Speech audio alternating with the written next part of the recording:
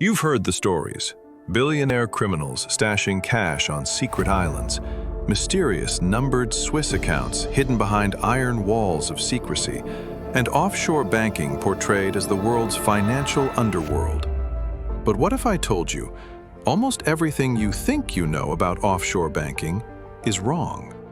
Because today, we're peeling back the curtain on one of the most misunderstood parts of the global economy. And what we found is not only surprising, it's shocking. This video is based on a comprehensive analysis of 316 academic studies, regulatory records, and real-world financial data. And trust me, the truth is far more fascinating than the myth. So, buckle up, because here are the offshore banking myths exposed in 5 shocking facts. For decades, offshore jurisdictions have been portrayed as shady playgrounds for criminals. But the research tells a different story. Independent audits reveal something shocking. Some small island financial centers actually enforce stronger transparency rules than many major OECD countries. That's right. Places often labeled tax havens sometimes require more documentation, more identity verification, and stricter reporting than large developed nations. And here's the twist. Offshore financial centers perform major legitimate roles in global finance, including corporate structuring for multinational companies, international investment flows, captive insurance, cross-border financial efficiency. These legitimate uses far outweigh illicit activity, even though scandals like the Panama Papers get all the headlines. Bottom line, offshore banking isn't a criminal empire. It's a spectrum, from fully legal to illegally abused, and the majority is completely lawful.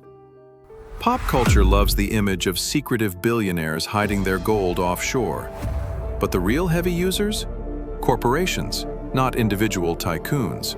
The data shows that multinational companies rely on offshore centers for entirely legitimate business needs, such as moving money across borders, hedging currencies, hosting investment funds, managing intellectual property, facilitating global supply chains.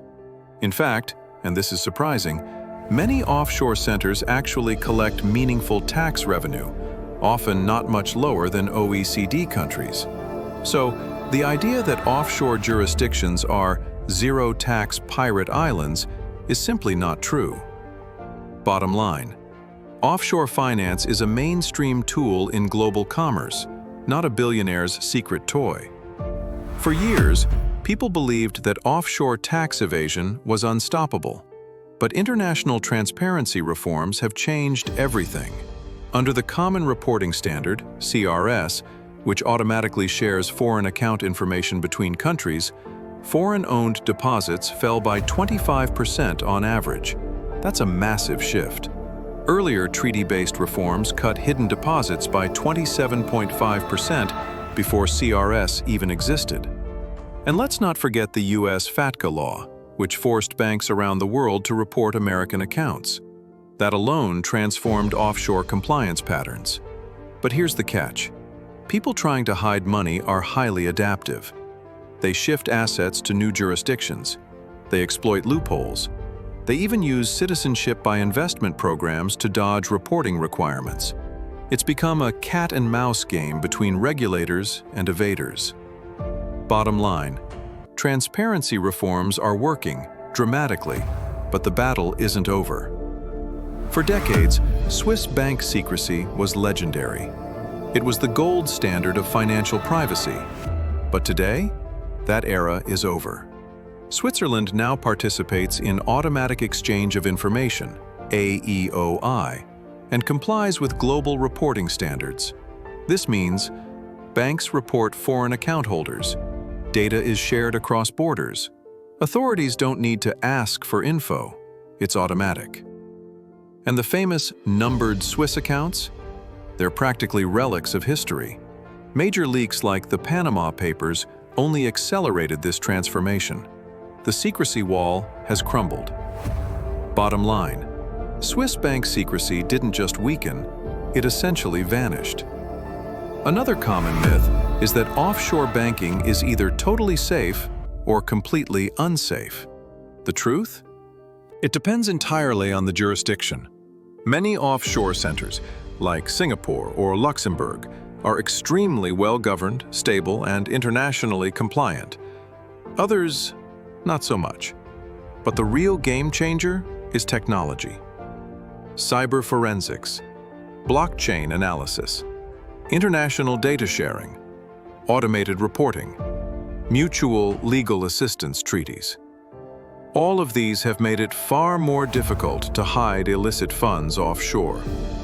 However, for legitimate purposes, like asset protection against political instability or frivolous lawsuits, reputable offshore structures remain perfectly legal and effective.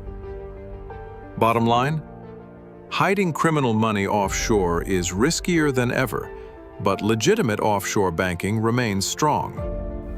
So, what did we really learn today? 1.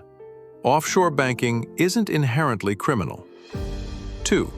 Corporate and institutional use massively outweighs personal wealth hiding. 3. Transparency reforms have made real progress, cutting hidden deposits by 25%. 4. Swiss secrecy is gone, replaced by global data sharing. 5. And offshore safety varies dramatically by jurisdiction and purpose. The truth is far more complex and far more fascinating than the myth. Offshore banking isn't a shadow world.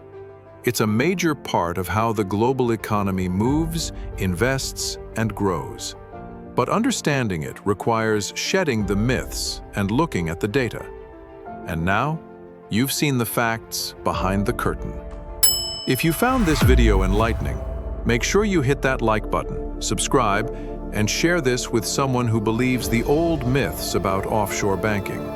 And if you want a deep dive into the full research report behind this video, check the description. Thanks for watching, and I'll see you in the next one.